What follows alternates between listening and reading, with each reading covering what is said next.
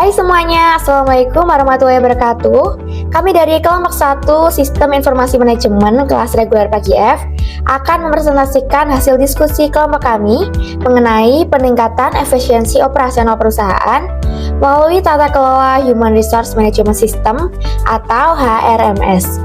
Sebelumnya, perkenalkan, nama aku Naila Zahra, dan tentunya di sini aku nggak sendirian. Ada Yulianti Kurniasih, M. Akmal Irsyad, dan juga M. Iqbal Hakiki yang akan turut menjelaskan mengenai materi ini. Oke, apa sih Human Resource Management System itu, teman-teman? Human Resource Management System atau HRMS adalah sebuah perangkat lunak yang dirancang untuk mendukung seluruh aktivitas yang berkaitan dengan pengelolaan sumber daya manusia di dalam organisasi ataupun perusahaan. Kemudian, komponen dalam HRMS itu sendiri ada yang pertama, perekrutan dan seleksi, yang kedua ada penempatan SDM, yang ketiga orientasi dan induksi, yang keempat pelatihan dan pengembangan, dan yang kelima adalah kompensasi. Lalu, latar belakang permasalahan yang dihadapi dalam proses Human Resource Management System. Yang pertama adalah mengenai kompleksitas manajemen sumber daya manusia. Manajemen sumber daya manusia melibatkan sejumlah tugas administratif yang rumit, seperti penggajian, pelacakan kinerja, dan pengelolaan data karyawan. Kompleksitas ini semakin meningkat seiring pertumbuhan perusahaan. Manual handling seringkali mengakibatkan kelebihan beban kerja, kesalahan manusia, dan juga dampak negatif pada produktivitas. Yang kedua adalah tantangan di era digital. Di era digital, perusahaan dihadapkan pada tantangan berupa transformasi teknologi yang cepat. Perubahan ini membutuhkan adaptasi dalam semua aspek operasional, termasuk manajemen sumber daya manusia. Kesesuaian dengan perkembangan teknologi dalam perusahaan adalah suatu keharusan untuk tetap bisa relevan dan juga mampu bersaing di pasar yang makin kompetitif. Selanjutnya, manfaat HRMS. Yang pertama, dalam hal peningkatan efisiensi operasional, HRMS membantu otomatisasi tugas administratif dan juga meminimalisir terjadinya human error. Kemudian, dalam peningkatan produktivitas karyawan, HRMS fokus pada tugas strategis dan juga membuat kolaborasi dalam tim menjadi lebih efektif. Selanjutnya, dalam pengambilan keputusan yang strategis, HRMS bermanfaat dalam analitika data SDM dan juga dukungan rencana pengembangan perusahaan. Lalu, bagaimana sih cara menghadapi tantangan implementasi HRMS? Yang pertama adalah proses sosialisasi yang efektif. Implementasi HRMS seringkali memerlukan perubahan dalam rutinitas kerja karyawan. Oleh karena itu, penting untuk memiliki proses sosialisasi yang efektif. Komunikasi yang jelas tentang manfaat HRMS dan perubahan yang akan terjadi dapat membantu karyawan untuk lebih mudah menerima dan beradaptasi. Yang kedua adalah kesadaran manfaat bagi karyawan. Tidak hanya harus menyadari perubahan, karyawan juga perlu memahami manfaat yang mereka peroleh dari HRMS. Manfaat seperti otomatisasi tugas administratif, akses mudah ke informasi pribadi, dan kesempatan untuk berpartisipasi dalam program pengembangan karir dapat meningkatkan motivasi dan keterlibatan karyawan. Halo, saya Yulianti Kurniasih. Di sini saya akan melanjutkan penjelasan cara menghadapi tantangan implementasi HRMS, yaitu ada mengatasi hambatan integrasi teknologi. Salah satu hambatan utama dalam implementasi HRMS adalah integrasi dengan sistem teknologi yang sudah ada di perusahaan. Ini melibatkan sinkronisasi data, pengaturan antarmuka, dan penyesuaian agar HRMS dapat beroperasi seiringan dengan sistem lainnya. Nah, berikutnya ada meminimalkan gangguan operasional. Implementasi HRMS tidak boleh mengganggu operasional sehari-hari perusahaan. Penting untuk merencanakan implementasi sedemikian rupa sehingga gangguan operasional minimal. Perusahaan yang berhasil mengintegrasikan HRMS dengan lancar seringkali melibatkan tim lintas departemen dan mengidentifikasi potensi titik-titik resiko sejak awal. Berikutnya ada cara kerja sistem. Human Resource Management System atau HRMS bekerja dengan mengintegrasikan seluruh proses pengelolaan sumber daya manusia ke dalam satu sistem berbasis teknologi, baik berupa software lokal maupun aplikasi berbasis cloud. Tujuan utama dari sistem ini adalah untuk mengotomisasi, menyederhanakan, dan mempercepat proses-proses HR dalam organisasi. Nah, berikutnya itu ada langkah-langkah cara kerja sistem. Yang pertama itu ada input dan penyimpanan data karyawan. Semua informasi karyawan seperti data pribadi, nama, NIK, alamat, kontak, riwayat pendidikan dan pekerjaan, posisi dan jabatan, informasi absensi dan cuti, data gaji dan tunjangan akan diinput dan disimpan dalam database terpusat. Tujuannya untuk memudahkan pencarian dan pelacakan data kapan saja. Berikutnya yang kedua ada otomatisasi proses HR.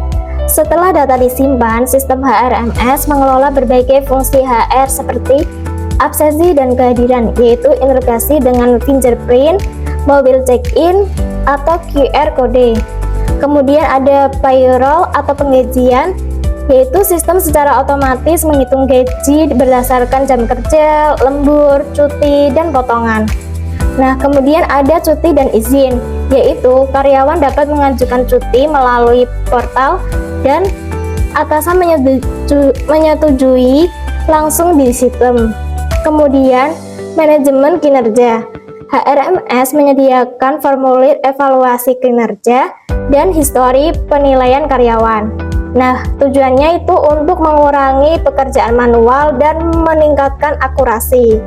Nah, berikutnya itu ada alur kerja digital atau workflow approval. Sistem membuat jalur persetujuan otomatis. Contohnya itu seperti pengajuan cuti, kemudian notifikasi ke atasan, kemudian persetujuan, kemudian update absensi. Semua aktivitas tercatat dan transparan. Nah, tujuannya itu untuk mempercepat proses administratif dan menghindari miskomunikasi. Oke, sebelumnya perkenalkan, saya Muhammad Akmal Irsyad. Di sini saya akan melanjutkan presentasi dari kelompok kami. Untuk selanjutnya ada langkah-langkah cara kerja sistem, yaitu yang selanjutnya ada analitik dan laporan. HRMS mampu menghasilkan laporan otomatis seperti grafik kehadiran, laporan pengajian bulanan, data turnover karyawan, dan analisis kebutuhan pelatihan. Tujuannya untuk memberikan insight bagi manajemen untuk pengambilan keputusan strategis berbasis data. Untuk langkah selanjutnya yaitu ada akses berdasarkan peran atau role based access. HRD atau admin, akses penuh untuk pengelolaan sistem. Manajer dapat melihat laporan tim, menyetujui cuti atau kinerja. Selanjutnya ada karyawan dapat mengakses slip gaji, mengajukan cuti, dan melihat jadwal. Tujuannya untuk menjaga privasi dan otorisasi data. Oke, untuk langkah selanjutnya itu ada akses fleksibel melalui cloud atau mobile. Nah, sistem HRMS modern dapat diakses lewat web browser, laptop ataupun PC, lewat aplikasi mobile sehingga dapat digunakan secara remote maupun dalam model kerja hybrid. Tujuannya untuk meningkatkan kenyamanan dan fleksibilitas akses bagi penggunanya.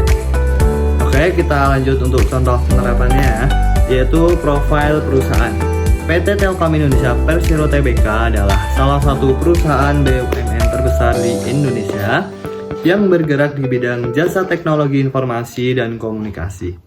Dengan jumlah karyawan lebih dari 20.000 orang yang tersebar di berbagai wilayah Indonesia, kebutuhan akan sistem manajemen SDM yang efektif dan efisien menjadi sangat krusial. Oke, untuk selanjutnya yaitu ada permasalahan sebelum implementasi HRMS. Sebelum menghadapi HRMS, Telkom Indonesia menghadapi beberapa tantangan dalam pengelolaan SDM-nya, teman-teman.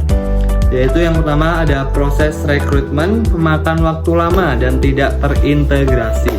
Yang kedua ada penggajian masih banyak dilakukan secara manual, rawan akan kesalahan. Yang ketiga ada pengelolaan cuti dan absensi karyawan kurang transparan dan sulit dimonitor secara real time.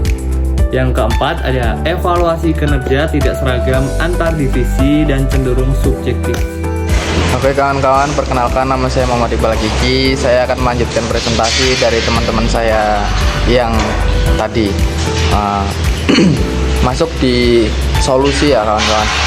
Untuk mengatasi permasalahan tersebut, Telkom Indonesia mengembangkan dan menerapkan sistem HRMS internal yang mencakup berbagai modul utama, yaitu rekrutmen, yaitu proses lamaran, seleksi, dan penempatan dilakukan secara online dan terdokumentasi.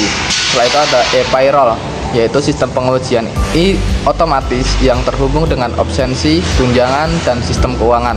Selanjutnya ada absensi dan e-cuti, menggunakan sistem berbasis fingerprint dan aplikasi mobile untuk pengajuan serta persetujuan cuti. Selanjutnya yaitu e-performance, setiap penilaian berbasis KPI yang disesuaikan dengan target masing-masing unit kerja. Selanjutnya yaitu learning management system atau LMS, yaitu portal pelatihan online untuk peningkatan kompetensi karyawan. Nah, setelah itu adalah hasil dan dampak HRMS, yaitu setelah implementasi HRMS, Telkom Indonesia mengalami peningkatan signifikan dalam pengelolaan SDM, yaitu proses rekrutmen dipersingkat hingga 40% karena tidak perlu seleksi administratif manual. Tingkat akurasi pengajian meningkat hingga 98% dengan waktu proses pengajian berkurang hampir 60%. Selanjutnya, pengajuan cuti dan izin menjadi lebih transparan dan terdokumentasi dengan baik. Selanjutnya yaitu evaluasi kinerja lebih objektif dan dapat dipantau oleh atasan secara real time. Selanjutnya, tingkat kepuasan karyawan terhadap layanan HR meningkat berkat kemudahan akses melalui aplikasi mobile. Kesimpulan dari studi kasus ini yaitu pengalaman PT Telkom Indonesia menunjukkan bahwa implementasi HRMS bukan hanya soal efisiensi teknis, tetapi juga bagaimana dari transformasi budaya kerja di dalam organisasi. Sistem ini memungkinkan manajemen untuk mengambil keputusan yang lebih cepat, adil, dan berdasarkan data yang valid. Dengan demikian, HRMS menjadi investasi strategis dalam meningkatkan daya saing perusahaan di era digital. Nah, kelebihan sistem HRMS yaitu yang pertama, efisiensi waktu dan biaya.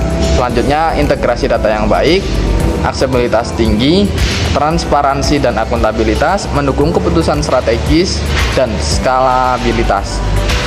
Namun ada kekurangan dari sistem RMS, yaitu biaya implementasi awal yang tinggi. Selanjutnya, ketergantungan pada teknologi, keamanan data dan privasi, kurva pembelajaran atau learning center, kustomisasi yang terbatas, dan juga resiko ketergantungan vendor. Jadi kesimpulannya adalah sistem manajemen sumber daya manusia Human Resource Management System atau HRMS merupakan inovasi digital yang sangat penting dalam meningkatkan efektivitas dan efisiensi pengelolaan SDM di era modern. HRMS tidak hanya berfungsi sebagai alat bantu administratif, tetapi juga sebagai fondasi strategi yang mendukung pengambilan keputusan berbasis data, pengembangan karyawan, dan peningkatan kinerja organisasi secara keseluruhan. Mungkin itu saja yang bisa saya sampaikan, kurang lebihnya mohon maaf. Terima kasih teman-teman. Wassalamualaikum warahmatullahi wabarakatuh.